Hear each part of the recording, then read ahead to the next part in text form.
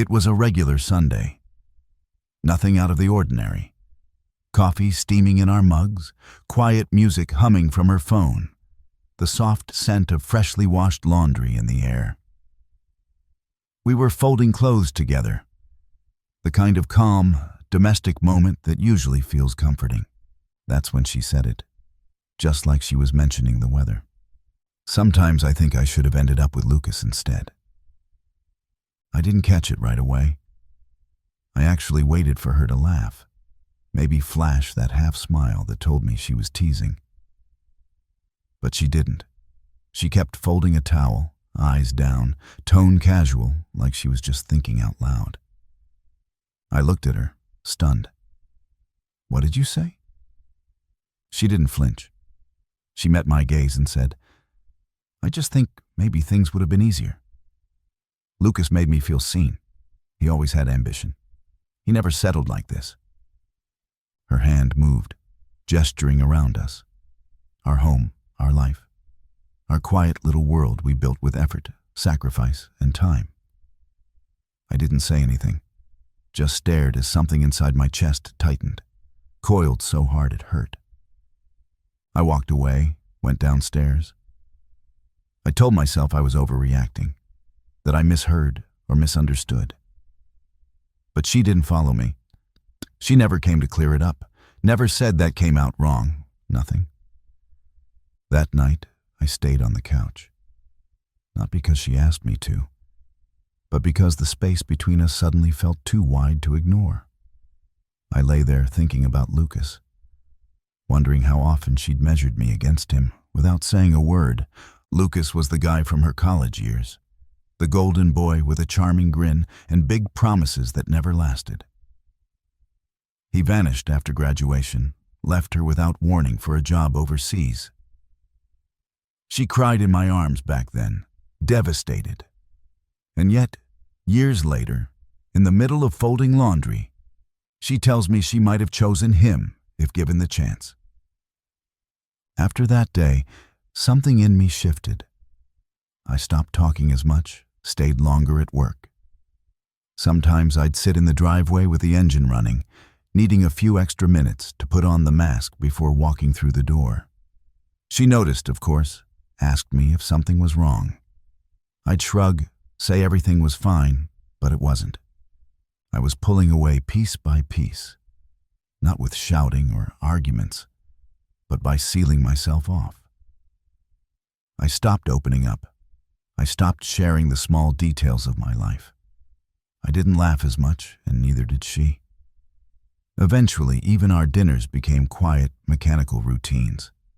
We looked like strangers eating at the same table. I couldn't stop picturing Lucas, this ghost from a decade ago, suddenly looming large between us. I felt smaller next to him, even though he wasn't there. Then came the night she came home late. Hours past dinner, no message, no heads up. I waited. When she finally walked in around 10 o'clock, she looked unsettled, nervous. She said she had met an old friend for drinks. She didn't name him. She didn't need to. "Was it him?" I asked. She nodded. I didn't say anything more, just quietly packed a small bag, not because I was angry, but because I had nothing left to give. I told her, "Maybe you need to figure out what you really want." She looked like she wanted to reply, but I stopped her. "I'm not angry," I said. "I'm just tired." And I left. No fight, no scene, just silence. I stayed with a friend for a while before finding a temporary place. She called a few times, sent one message trying to explain. Said she didn't mean it how it sounded. I didn't answer. And in the quiet that followed, something surprising happened. I felt lighter. Lonely, yes, but free. I started waking up early again, going for runs, cooking my own food. I started remembering who I was before I molded myself to fit into someone else's life. I saw clearly how much I had compromised. how long I'd been trying to be enough for someone who always kept one eye on the horizon, wondering what else might be out there. Months passed. I filed for separation. No bitterness, no drama, just space. Then one day, unexpectedly, she came to my door. She looked different, tired, like someone who had spent time thinking. She said she had seen him again. Lucas said they didn't even speak, just passed each other, and that he hadn't changed. Still smooth, still chasing shiny dreams he could never quite catch. Then she looked at me, eyes full of tears, and said, "I was wrong. I thought I wanted adventure. I wanted to feel wanted. But what we had was real. You showed up, you stayed, and I broke that." I believed her, I really did. But sometimes realization arrives too late. Because when someone finally understands your worth, you've already learned how to live without needing their validation.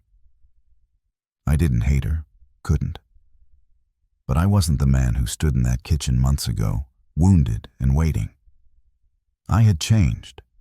I didn't want to return to the version of me who kept trying to earn someone's love. So I told her, "I'm glad you understand now, but I'm not coming back." She sank to her knees at the doorstep, sobbing. I didn't shut the door in anger. I closed it with a strange calm, almost gently. For the first time, I wasn't clinging. I was choosing peace for the version of myself who had finally stopped begging to be seen.